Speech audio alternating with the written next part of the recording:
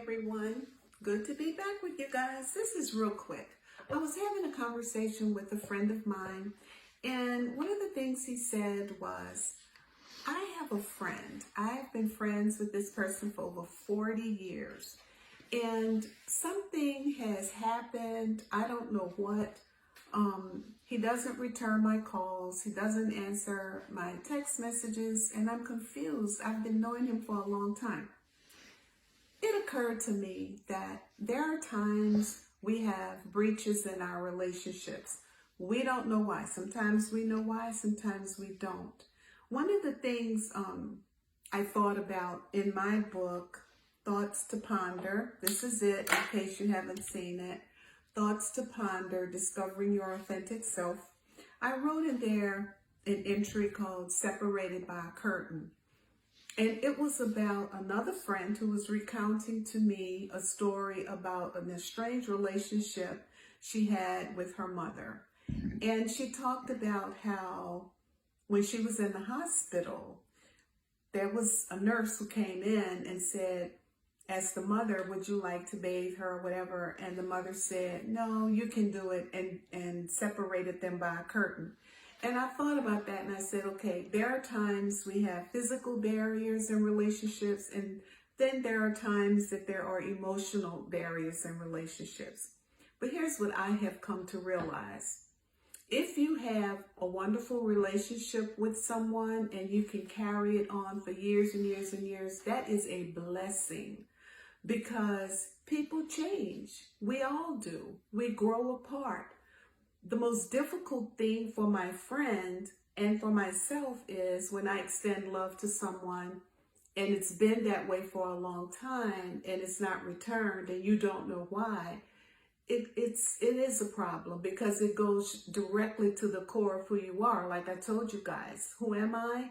I am a vessel of love and peace. And so when something goes against that or antithetical to that, then it's a problem. So I was reading in my journal and I ran across this entry that I wrote. Laurie Beth Jones is one of my favorite authors, as you guys may know. And she had this little story in her book, Positive Prophecy. And she said she heard this on NPR. A snail was crawling up the king's steps to his castle. Once he reached the top, the king kicked him down. 7 years later, the same snail crawled up the king's steps again. When the snail saw the king, he asked the king, what was that all about? A lot of times that is really it. What was that all about? Especially when you had really great memories with people. So my friend and I talked about it, and we came up with the same realization. When there has been a breach in a relationship for whatever reason, sometimes you just have to let it go. You just have to let it go. You have to give the person grace and peace, because they're no longer with you, even though the love that you shared with those people, it's indelible. It's in your heart because you remember the real good times. But then there are times when you just have no answers. You don't really know why.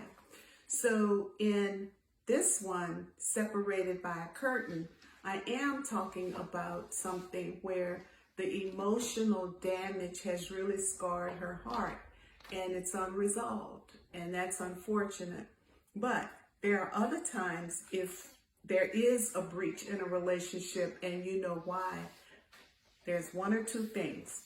And I wrote that in the book. And here's the thing. You have two things you can do, okay? How do you bridge separations caused by breaches in relationships? There are two options. You can confront the cause to foster healing, or sweep it under the proverbial rug and carry the burden into other relationships. So relationships are hard. Everybody knows that, be it family, friends, professionally, whatever. But sometimes the relationship people grow apart. And a lot of times there isn't anything you can do with that. As long as you stay true to yourself and you know that there isn't anything you have done to cause harm to others, then you just have to say, okay, I loved when we had it together and now we don't. So you be blessed. Have a wonderful day. And this is the book, Thoughts to Ponder, Discovering Your Authentic Self. And you guys have a wonderful day.